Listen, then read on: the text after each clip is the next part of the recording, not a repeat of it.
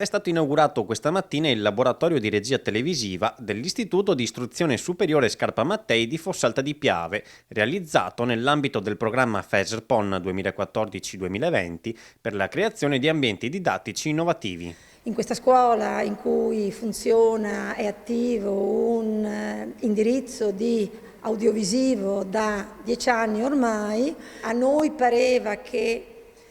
la dimensione della regia audiovisiva fosse una dimensione sulla quale insistere, che avrebbe rappresentato un arricchimento notevole della professionalità in uscita dei nostri ragazzi, e quindi su quella abbiamo puntato, esattamente come punteremo su altre dimensioni e su altre attrezzature, approfittando delle prossime iniziative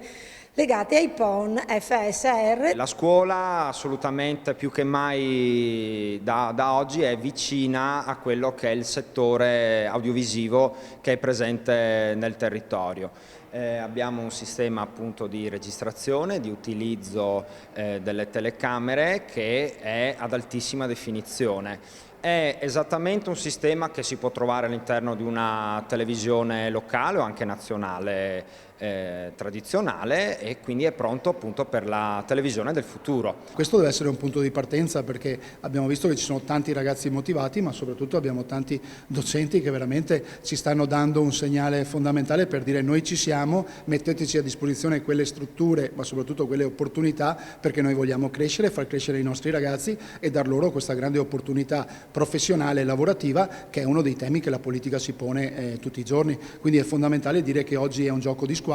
assieme anche a quel progetto importante che con Giffoni stiamo mettendo assieme, deve portare a un unico obiettivo: alzare appunto la qualità del prodotto che offriamo alle nostre giovani generazioni, che cresceranno e troveranno l'occasione poi lavorativa professionale. Professoressa Dalla Valle, la scuola con queste attrezzature cosa ha da proporre quindi agli studenti che ospita per i percorsi formativi?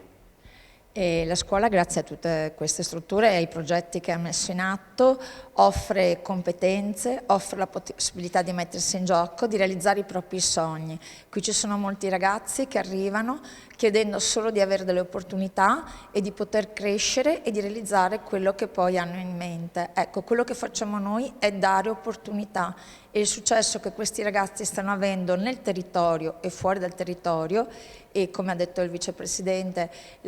Giffoni ne è un esempio, è veramente il coronamento di tanti anni di fatiche.